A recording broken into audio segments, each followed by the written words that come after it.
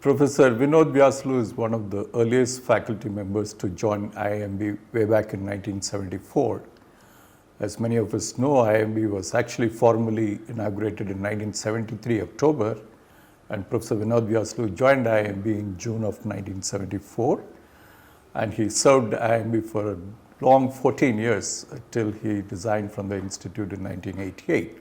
And Professor Vyasulu, let me open the conversation by requesting you to narrate the background and circumstances through which you actually got into IIMB and decided to join IIMB. When I see the processes of recruitment today and how legal it is, at that point in time, things were very different. I was a student in the University of Florida working on my PhD. Actually, there were two Indians there, another one called Bharat Jhunjhunwala, who also joined IIMB. And obviously, at some point, I had decided I was coming back to India. Okay. And so had Bharat. It just so happened that at that point in time, the American Economic Association meetings were held in New York. And the university gave us a subsidy to go, so we all went. At that point in time, I wanted to meet America's most famous Marxist economist, Paul Sweezy.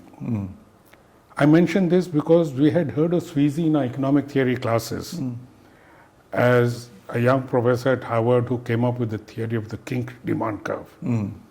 So that was very much mainstream and so on. So later, when in Florida I read his theory of capitalist development and heard he was a Marxist, I found it a little fascinating. He was also running a journal, an independent socialist magazine called Monthly Review. So I tried my luck, asked for, and to my surprise, he gave me a lot of time.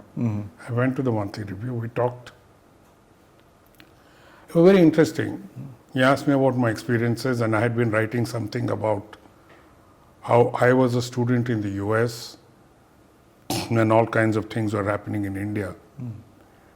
And the letters I was getting from some of my classmates and juniors. You see, in 1967, there was a famine in Bengal, Bihar and Bengal. And a lot of my fellow undergraduate and other students in Delhi went there and got startled by what they saw. And many of them then later decided, when I came to the US after my master's, they were 1 or 2 years junior to me, they decided to drop out and they became what is called the Nakshals. Many of them. So some of them had written letters, and I put all these together, and I wrote it in the form of a colloquy of a young undergraduate young economist from a developing country.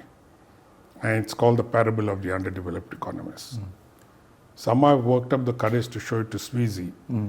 And to my great surprise, he accepted it for publication. After that, I met him a couple of times, and one day I get a call from Professor N.S. Ramaswamy in Florida. And he said, I want to meet you. I'm coming and I'll meet you. I said, okay. I didn't know what it was.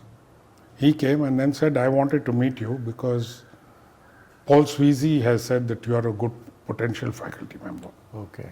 So the irony of it is that the most well-known Marxist economist in the US gave my name as a reference, and it excited Professor Ramaswamy enough to come. And then he found there were two of us, because I called Bharat and we both met him. So after some time he told us informally that I'll give you jobs. The only condition is you have to finish your degrees. He wrote a personal letter saying you have a job. He said a formal thing will follow.